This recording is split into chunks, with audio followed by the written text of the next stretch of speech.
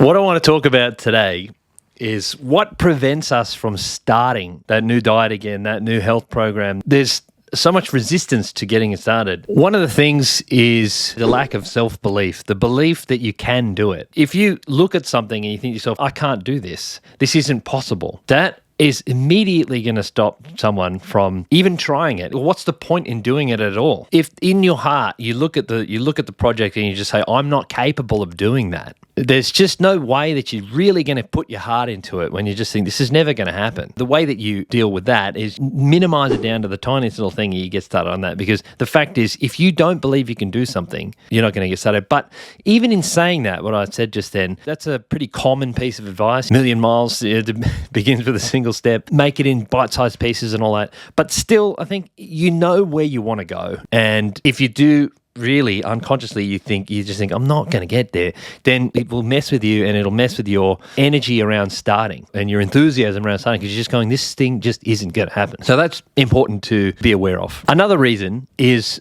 not knowing what to do. You don't know what to do. If you just think, I don't have the knowledge, I don't have the skills, I don't know what I'm supposed to do. Getting some knowledge around what you need to do, that can help you build that sense of self-efficacy. But you don't want to get too stuck on that either. People can just get lost trying to build self-efficacy through knowledge and then kind of just miss actually getting into it. So, but that is an important part of it too.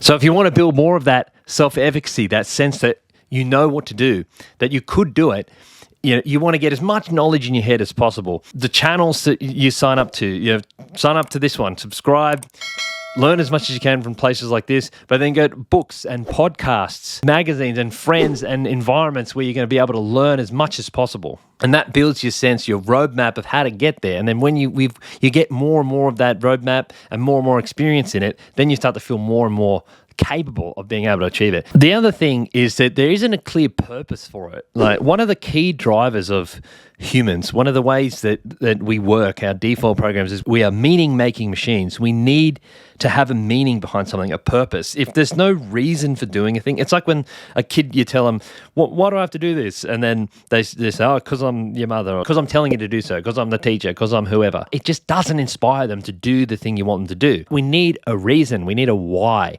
Without a purpose for an action, it's extremely uninteresting. It's just uninspired. We need strong purpose behind the action. Otherwise, it's just soul-sucking. Motivation comes from reasons. We need reasons. We need purpose. So whether it's a big one or a small one, whether it's a purpose for, getting this thing done so I can enjoy the day, that's just, it's an immediate one, an immediate thing, or a longer one, so I can leave a legacy, or I can help people, or I can, whatever it is that your purpose is. We need little purposes. We need big purposes. We're going to have to revivify those purposes on a daily level and it be connected to a higher level too.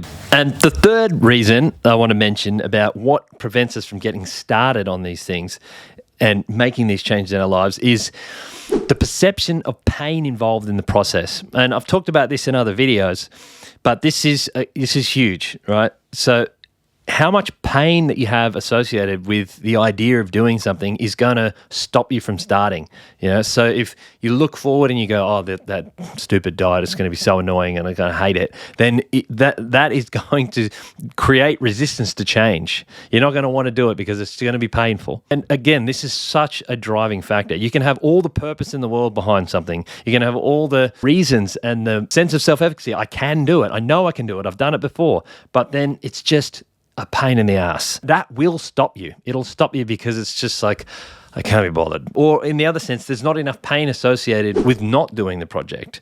So again, that pain equation needs to be right. Otherwise, you're not going to move forward. The resistance to starting these things, sense of not having enough purpose behind something, not having enough self-efficacy, and having too much pain associated with it. So I want to say something about personal development, about developing our lives is developing ourselves. As Jim Rohn says, for things to improve, you must improve. And when you improve, everything in your life improves. So what personal development is actually an adding on. It's a development of ourselves. So we are born with our personalities. We're born with our default modes, right? Through a combination of nature and nurture, where our personalities and our default modes have been forged in place, right?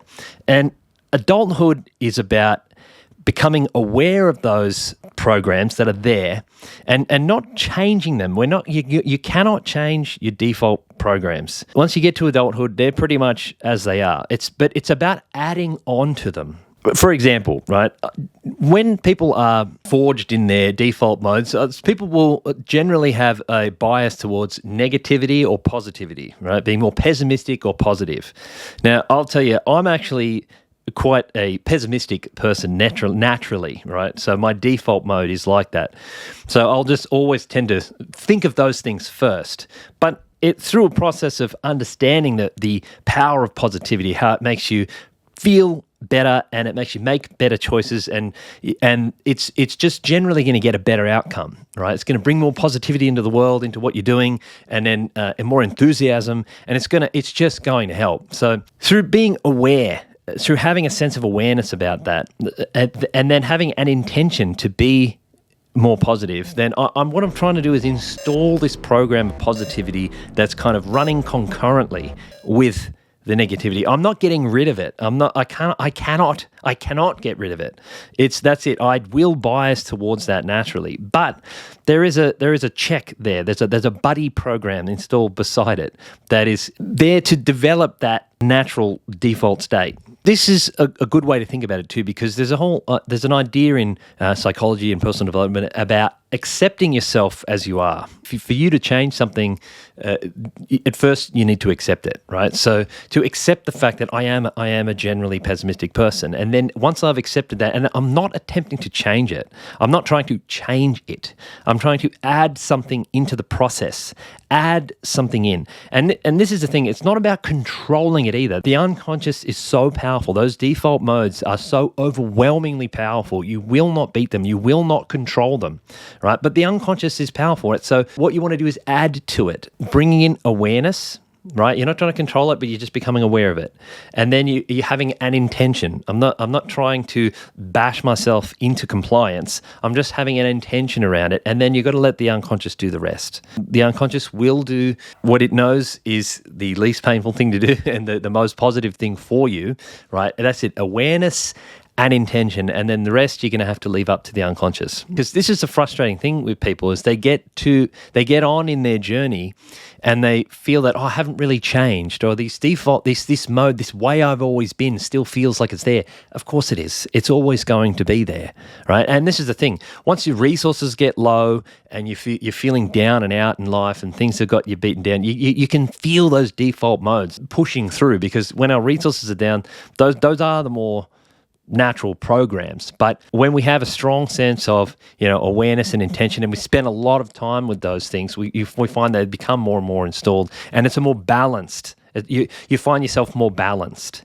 That's the thing. You're not going for complete and utter change. You're going for a more balanced way of being in the future. And so if you're having trouble getting started, making changes in your lives, just remember these things. Remember that to find a purpose in what you do, build your self-efficacy, build your sense that you can do this, through knowledge and then through some experience, and just be connected to where you are in the process.